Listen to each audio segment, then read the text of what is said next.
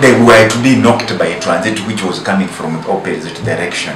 So they decided to go aside of the road. Kumbi, they have gone very far from the road. The driver did not know that there is a ditch near the place where he was. So that was the problem. How many people were in the vehicle? There were 5. There were 5 years. You know their names? I know his son. His son was in the vehicle. Then he had a driver. Then he had his brother, Tracy Jeff. And then he had an uncle inside the same truck, the same vehicle.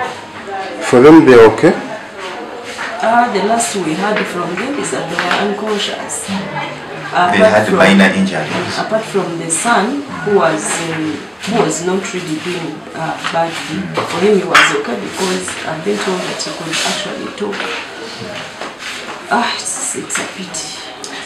It's really a pity. You said he was coming from the village, coming here for what? He was coming here for, we are supposed to have music, dance and drama festival today as well as the station day.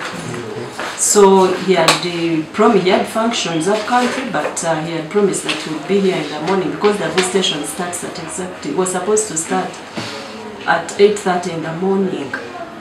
So I think on their way that is when they got the accident.